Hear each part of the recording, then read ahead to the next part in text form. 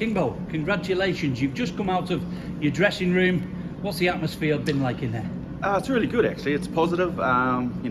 Disappointing with the loss, but the boys have enjoyed like I said earlier, enjoyed this excitement the whole week, the build up to it. To get out there and mix it with guys that have played at a high level, it's just it's an unreal feeling. Like, it's a weird feeling. We've lost, but the change room atmosphere is really good and positive. You did, in the build-up to the game, talk about the experience for your players. So has it come up to expectations, you think? 100%. That and more.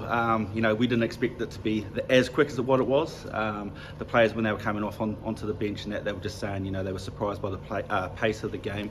But Widnes, full credit to the guys. They're just the athletes.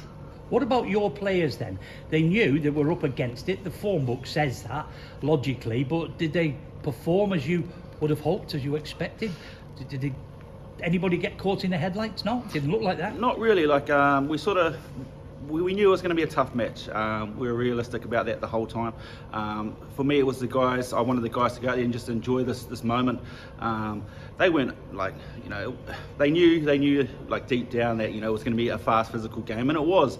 But I don't think anyone got caught in the headlights. I think it was just a matter of we were outpaced and outskilled on the day.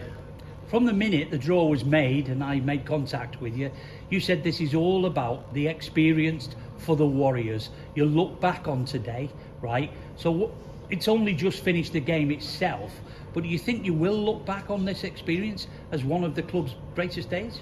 Yeah, for sure. It's not just for the club too, it's for Southern Rugby League. The exposure that's come out of this has been amazing.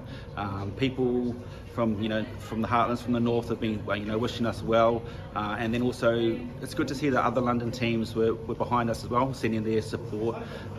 For us, it was all about exposure for Southern League and our club. Mm-hmm. A couple of things as well. The final whistle, your players went over to see the fans that have travelled up. A short hacker in the stands as well. How good was that for the players? Oh, amazing. Our club's built on a certain culture. We started off back in 2014. We were mainly Kiwis, and that culture stayed within the club. It's really good. We've got a mix of Australians, Kiwis, British, and they just buy into that culture and they love it. Like, stuff like that is, it's just a reward for a hard game.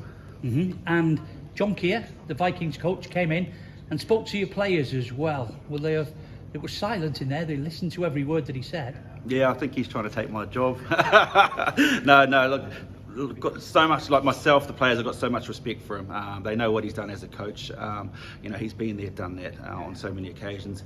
Look, for him to come into the change rooms as well and just have a few words and share a moment with my players, that's something that they'll take away too, and they'll remember that forever. Okay, then it is Widnes Vikings that move into the next round. But you go back to London then, ready for your new season.